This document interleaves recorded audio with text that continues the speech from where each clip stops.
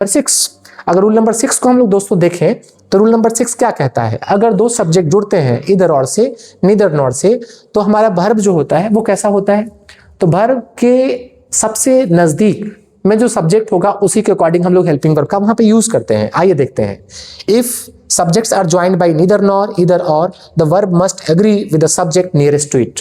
Okay, तो हम लोग देखेंगे यहाँ पे नीदर यू नॉर आई, तो दो सब्जेक्ट्स हैं हमारे, यहाँ एक नीदर है, नीदर के साथ क्या जुड़ा है, नॉर जुड़ा है, और सब्जेक्ट कितने हैं हमारे, एक हमारा यू है और दूसरा हम देख सकते हैं यहाँ पे आई है, और यहाँ पे क्या है हमारा हेल्पिंग वर्ब, राइट। तो हम देखेंगे कि यहाँ पे हेल्पिंग वर्ब कौन होगा, तो हेल्पिंग वर्ब से सबसे नजदीक कौन है यहाँ पे, आई।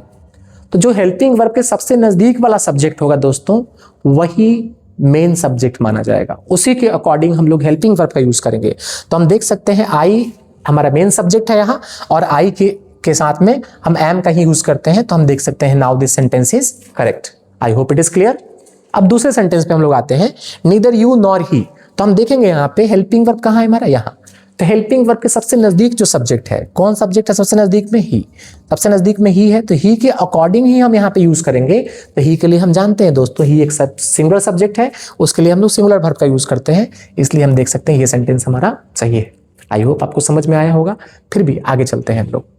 अब देखेंगे हम लोग यहाँ पे कुछ रियल क्वेश्चंस देखते हैं, कुछ एग्जाम्स के क्वेश्चंस देखते हैं कि क्या जो हमने पढ़ाया अभी आपको जो रूल्स बताए, राइट, 6 रूल्स, क्या वो रूल्स इंप्लीमेंट भी होते हैं, क्या उनके बेस पे क्वेश्चंस एग्जाम्स में पूछे भी जाते हैं। तो आइए देखते हैं कैसे कैसे क्वेश्चंस एग्जाम में पूछे जाते हैं।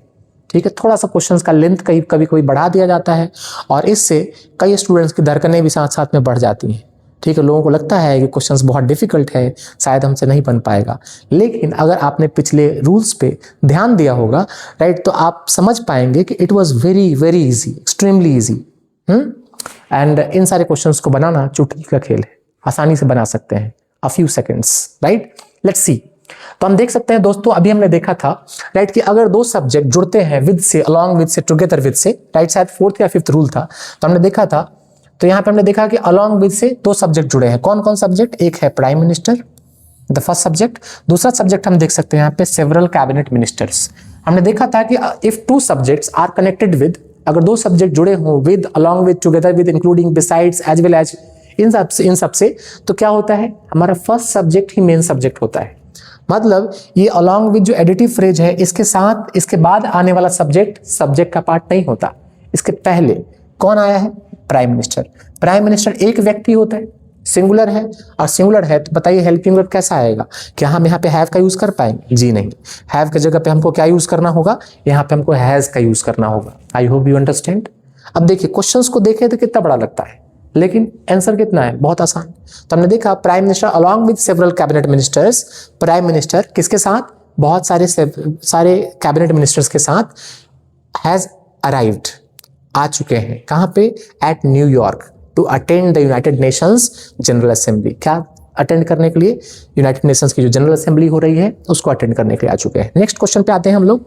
Second question, India's Chandrayaan 3 mission have successfully landed, right, near the south pole of the moon, making a historic achievement. तो हम लोग देखेंगे यहाँ दोस्तों इंडियाज चंद्रयान मिशन, तो हम यहाँ देखेंगे बात किसकी हो रही है, इंडिया के चंद्रयान 3 मिशन की बात हो रही है। तो चंद्रयान 3 मिशन जो है, इसमें सब्जेक्ट कौन है, मिशन। ठीक है, चंद्रयान 3 मिशन नाम है ना, और मिशन क्या है, मिशन तो एक ही है, तो हम देख सकते हैं ये हमारा सिंगुलर सब्जेक्ट है।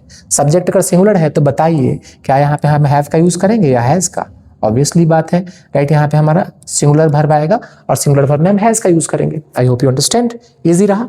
नेक्स्ट क्वेश्चन पे आते हैं, neither the finance minister nor the RBI officials was willing to disclose full details of the upcoming monetary policy changes.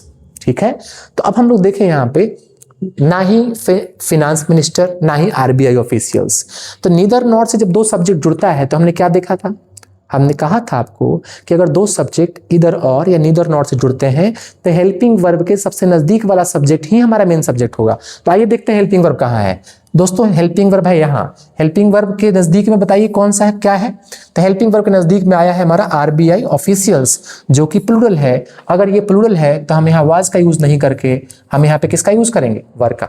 I hope you understand. Next question पे आते हैं। Each country and its leader at the G20 summit have pledged to work towards sustainable and inclusive economic growth।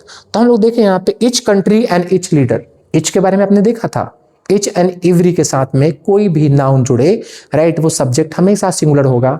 अगर आप इसको देखें तो each country and each leader, इसका मतलब दो लोग नहीं हो गए, हर एक की बात हो रही है और प्रत्येक की बात हो रही है, और जहां भी प्रत्येक की बात होगी सब्जेक्ट के रूप में वो हमारा सब्जेक्ट सिंगुलर होगा। और अगर सब्जेक्ट सिंगुलर होगा तो हेल्पिंग वर्ब कैसा होगा? अब एट द G20 समिट है, G20 समिट में या किसी और समिट में रहे उससे कोई फर्क नहीं पड़ता, ये हमारा सब्जेक्ट सिंगुलर है तो हेल्पिंग वर्ब भी हमारा दोस्तों कैसा होगा? ये भी सिंगुलर होगा, तो हैव के जगह पे हम हैज का यूज करेंगे। आई होप समझ में आपको आया होगा। कोई दिक्कत नहीं ना?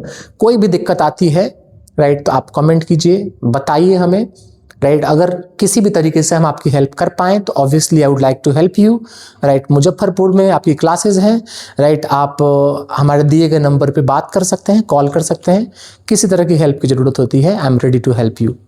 With this thank you very much.